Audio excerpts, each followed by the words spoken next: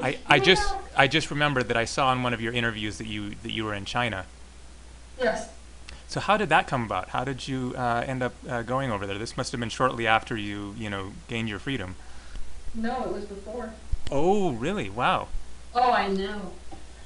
Okay, so what happened is that my mother got so fed up with what they were doing with me in the Western medical community, being that they were just throwing pills at me, and some of those pills made me so violently ill that they made my stomach bleed, and I'd be sitting there in a fetal position on the floor for weeks at a time sometimes, and um, she couldn't take it anymore, and so she decided to look outside of the box towards sort of Eastern philosophies and what their idea of what was going on with me was, because I was just getting more and more ill. Of course, she didn't know why, but she ended up putting me on a plane, flying me over there with her, because she found a group of people that were terminally ill who were all going to this one healing center in order to get healed and learn about traditional energy healing and traditional medicine arts. And you know, because Chinese medicine's like this thousand upon thousand-year old practice. So it was kind of a last-ditch desperacy effort.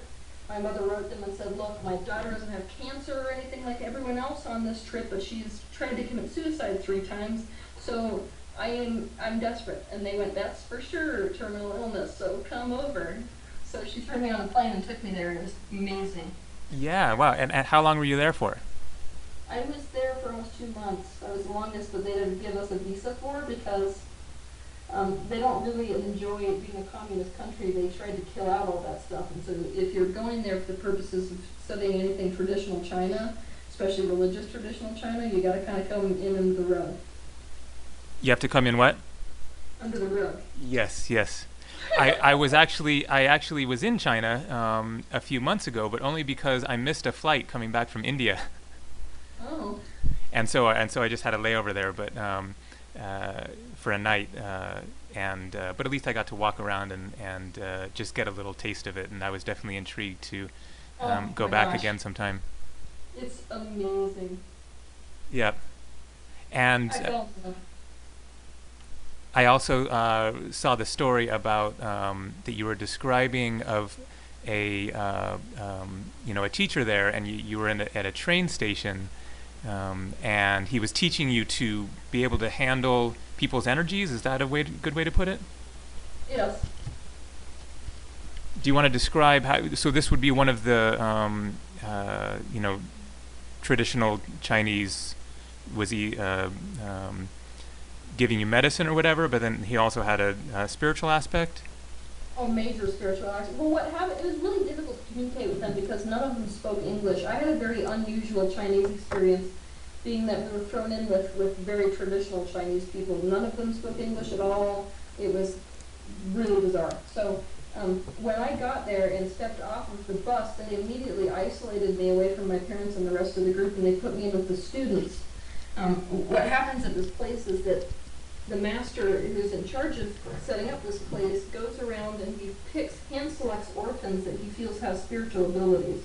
And then he brings them to the center and raises them in disciplines. So he'll raise one to be a Taoist priest based on the way that he feels, you know, that's their thing to be doing. He'll raise people as martial artists, raise people as traditional energy healers, as doctors, anything that he decides is in alignment with their particular vibration. So he isolated me immediately, obviously, given my whole childhood stuff. He paid me as somebody who had those abilities, which is why he wanted me around the students. But he could tell basically that living in a Western world that none of us had any idea how to deal with that, which is true. Because up to that point, my parents were like, "I don't know what to do with this kid," you know?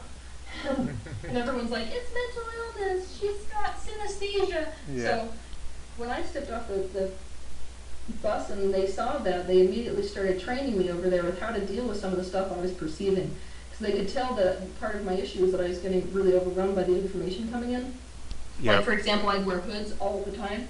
I mean, I literally went through a phase where I could not take it off. I had to wear sweatshirts with hoods constantly just because it felt like that was filtering some information, Yeah. you know? And so he's like, "All right, this kid's having a major issue dealing with all the energetic stuff that they're seeing because of the overlapping reality, so we're going to teach her how to deal with it." And it was the first time anybody had tried to help me do that. Up to that point, it was just me coping with it and trying to listen to my guides as best I could about what to do. That's a lot different than having a physical mentor. Yeah, that must have been a really important turning point in your life, just to make that connection with the physical realm of getting that kind of insight. Oh my, it was so huge. It was bigger than anything else. And of course, being there in China was the first time that my body was able to detox off of ketamine, which is ironic because we couldn't tell them anything that I was going through. There was no way for us to tell them what it was that we were, experiencing because they didn't speak our language. Oh, They gotcha. just had to go off and feel. And when we got there, they tried to explain over and over again that my blood was poisoned.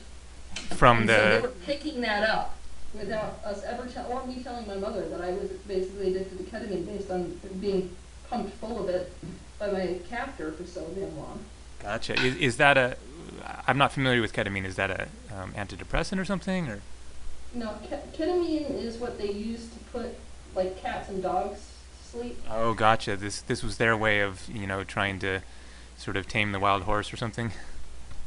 It was their way of keeping me addicted to them, and also ketamine has an interesting effect, which is that it doesn't completely tune out your ability to feel things, but it incapacitates your ability to move. So for people who are using it for means of torture, it's one of the favorite to use. You Yeah. can inject someone with it, torture them, and they can't move, but they can feel it all. Oh man. Wow, that is wild stuff. So, uh, was there anything else that you wanted to mention about that experience in China? I mean, 2 months. Wow, you must have had a lot of pretty amazing experiences there. They're great, Manny. Walking on the Great Wall was probably one of the most amazing experiences. Yeah, cool.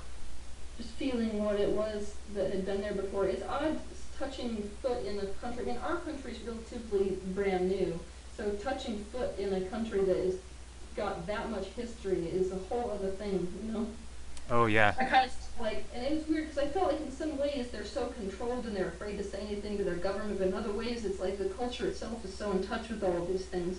I remember coming back when I came back, I cried the whole way, and I was standing in the LAX airport after I got back, and I was just watching the distance in between people in the Western world, and I broke down. I just started crying because I kept trying to make eye contact with this woman who was, doing the whole like checkout thing. You gotta go through security, so you're taking everything off and putting it in these boxes. And she would not make eye contact with me, and I was Mhm. watching people just like almost run into each other. And it's in China, it's so much of a unity mindset, a group mindset, which is how their whole culture is set up. That it's like when you first go there, you're freaked out and completely in a state of shock about how anything can even function. Because Oh there's man. bikes weaving in and out of cars, and it's like somehow it works, I've and it just doesn't make sense, right? that's I have a story describing India in almost that exact same way, that it's like it's chaos that somehow manages to come together because there's an underlying sanity to it of just kind of trust and of intuition or something. Exactly. I feel like they feel each other more. They feel the unity in themselves more. Kind of like I relate it to a school of fish. Like if you're watching it, it just looks so fast and so chaotic that you can't understand that there's sort of an energetic connection. So this person knows how to weave in between this car and with 3 inches to spare. Yeah. And when you first go there as a Western mindset person, you're like, oh my, they're gonna die. I'm gonna die. But then you realize that when you come back, it's like you're void of that connection. Yes, absolutely. It's People ran into each other. That blew my mind. I tried to go one way, the other person would go the other way, and it was like we were so out of tune with each other. yeah. And I And almost felt like Americans try to almost run into each other because they want that connection. I remember sitting there and watching these people, because you sit in the airport and that's what you see. You see people kind of like, oh, sorry, we got in each other's way, and I'd watch them collide with each other and say sorry, and I was like, watching the energy, I'm like, that's not sorry. That person literally wanted to run into them. We are this disconnected in the Western world that we literally would rather crash into each other. just to get some kind of contact. Yeah. And my impression is always coming back from India that the streets feel so empty because Oh my gosh, I know. in India there's just people everywhere. It's just so vibrant with life, and it's overwhelming a lot of much of the time. But every day is interesting because you have all these, strange and different sorts of interactions and people trying to interact with you and get your attention, especially as a Westerner. And then you come back to, American small town and, a few people in their cars driving around. It's like, where's the culture? Oh, and eating too. That was another practice. Like, did you eat in China at all? No, just in the hotel. So in China, the traditional way of eating basically is that a lot of people will come to like a restaurant. And the restaurant will be serving one menu. So they'll be serving these specific things, and you sit around a huge lazy Susan with people, and you keep passing it around and taking off of the main plates onto your separate plate. So you're sharing food with everybody, and you get to talk about the food, and it's this very unifying experience. And so quite often, I was really, I didn't like it coming back here, the experience of eating, and a lot of foreign exchange students actually get pretty suicidal and really upset when they experience for the first time going to restaurants and ordering their own separate dish and not sharing that with other people, not having food be this experience where you come together and all have the same experience of food. Yeah, gotcha. It isn't the same way in India in terms of sharing in that same way, but there's definitely much more of a well, for one thing, you can just go sit down at another person's table, unless it's some sort of a fancy restaurant. But uh, you know, if the place is almost full and there's space, then you just go sit next to someone and just nod your head, or they do the head bobble.